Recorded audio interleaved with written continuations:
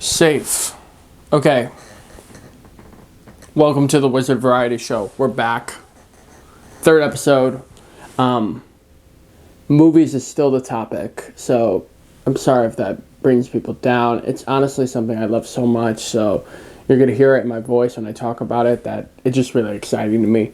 And furthermore, I'm going to have like a whole specific type podcast with my roommate Connor, and we're going to kind of do movie analysis. We both just watched The Godfather Part 1 and 2 all the way through, and it was quite an experience. Long movies, that's like 6 hours of your time.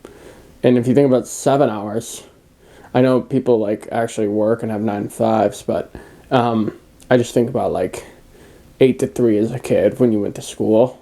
And now kids go to school at like 8:30, which is kind of, I don't like it. It's not really right.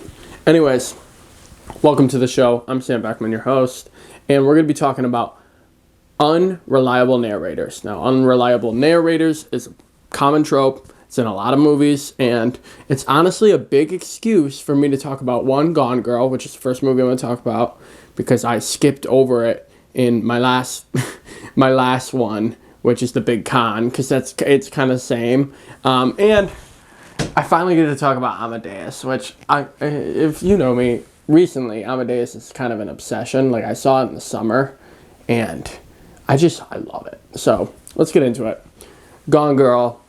What more can I say about this movie besides it's like a thriller masterpiece where, you know, you get narration from both Ben Affleck. I don't know how often you get it from him. Nick, I think that's his name. And Rosamund Pike, who is just absolutely incredible in this movie. And from the beginning, you know, you see this couple that's kind of, you know, they're at ends. It doesn't look like it's working out. And I'm not going to spoil it because you got to watch this movie. It's such an experience. Shout out Fincher. There's 2 Fincher movies on this list today. And it kind of takes you through turns of like what's happening from the wife to the husband, and if the husband killed the wife, and you don't really know what happens until the absolute very end.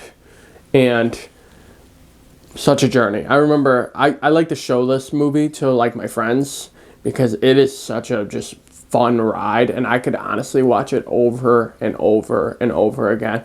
And I feel like since I like the girl with the dragon tattoo, I should really like the book of Gone Girl because it's kind of right up my alley. I love unreliable narrators. It's like you're telling us a story, and you know we're only getting it from that source. So it's like, okay, it's got to be true, right? It's got to be absolute. It's usually not. So Amadeus. Let's talk about this 3-hour period piece film. It's based off a play, and there's a lot of context with it because Salieri, he's the guy that narrates it, who is F. Murray Abraham, who's the creepy old guy in White Lotus Season 2, which, great show, and Season 2 is even better than 1. So, Salieri is kind of like this, he's made it, he's like a music guy for Salzburg, kind of, I don't know the country, but Mozart eventually shows up in Salzburg. We're just going to say Salzburg. And, you know, he's good, but he's not, like, he doesn't have the talent. He just is kind of fundamental.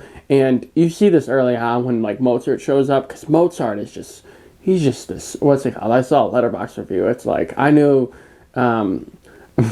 Mozart's crackhead Virgo ass is going to be in the movie, just acting out, and he does. He really does. He's chaos kind of embodied, and he doesn't really have any rhyme or reason, but he just has this like incredible talent, and Salieri is just so jealous of him. And in real life, Salieri had no problem with him. Besides, like when he was older, he like muttered that he murdered Mozart, and in this movie, it seems like he did murder Mozart. So you get to see this like 3.5-hour progression of Mozart kind of going just this talent when he was 6 years old, just all the way up, and then kind of takes down. But Salieri narrates the whole thing, which makes it really interesting because he hates Mozart, but like also admits that there's so much talent there. So you kind of see this like perspective from him.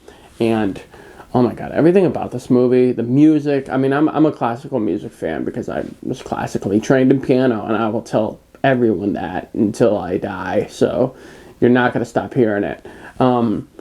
But it's so good. The music's so good, and I love when Salieri explains like the Mozart pieces because it's like it's so simple, but it really has all these complexities, and he takes these works and he makes them these beautiful masterpieces, and it's really devastating that Mozart just kind of died broke, and he just couldn't really he couldn't really bring in that madness of creative genius. And I think anyone that like is in the creative field and like wants to find a balance between working hard and talent, and like you see the comparisons between like when hard work beats talent, when talent fails to work hard. Shout out Kevin Durant. But you see that in this movie, and it's watch Amadeus, please, and look at that movie poster. It's so cool. It's really cool. So one of my all-time favorites is on my letterbox for one of my 4 movies I would take with if I died, or like if I got stuck on an island. It's one of the 4 movies I pick. Another Fincher classic, Fight Club. I gotta stop doing boys movies. I'm sorry. I'm gonna do a episode all-girl movie because this is a real like guy movie, and it shouldn't be because I think it's so like good. It starts with Norton and Brad Pitt, and Norton's narrating, but at the same time, you can tell this guy is just like gotten beat up by life, and he just struggles to like find his place in the world, and he finds this fight club, and you don't talk about it, of course, and this movie just is so weird, like all the stuff that happens, and it gets more and more chaotic, and that's what you see in all 3 of these movies I've talked about, and definitely the 4th one. It gets more and more chaotic, and you start to, like, the narrators start to reveal themselves. It's like, oh, yeah, definitely wouldn't take your word in court, and Norton and Brad Pitt being the same person. I mean, come on, that's not really gonna happen because of, like, look department, but great actors. Ending of this movie's great. I remember when I watched this movie for the first time when I was like 17. It was like a profound experience. It probably isn't as profound. I haven't watched it in a while, but it's definitely worth the watch because it's so it's like 2000s melancholy, and that is such a specific time for movies and directors and acting, and it's such a great watch. Black Swan.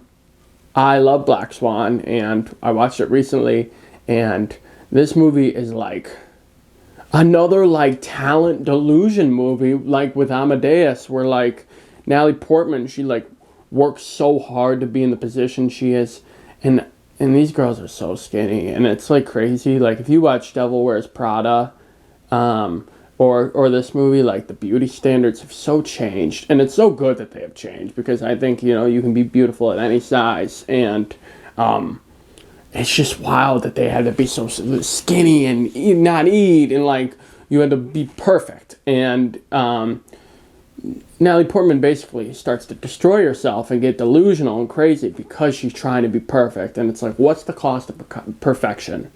Because that's the same thing with Amadeus. It's like, how far are you willing to go for greatness? And will it cost you? It probably will. So, yeah, that's Unreliable Narrators. This is really, I feel like I'm getting pretty good at condensing these down. I probably could talk more about the movies, but I feel like you don't need to. I feel like you get little bites, and it's like you should go see them yourselves. So, I'm going to transition from movies in the next episode. Few things. Watch out for my YouTube channel because I might be coming out with a little bit of a art process video soon. And no, nothing else. I hope you have a great Thursday. Shout out Premiere. I just want to say Premiere. I don't know. I'm going to tag you in the video because I want you to see that I always am wearing your stuff. I bought this from Premier. I love Carpet Company. Super cool. And if you look at Premier, if you look at my order history, Sam, by the way, I'm a big customer, and I would just love for some merch sent to me. This is asking really early for someone that has like 30 subscribers, but I'm telling you, I'm on the up.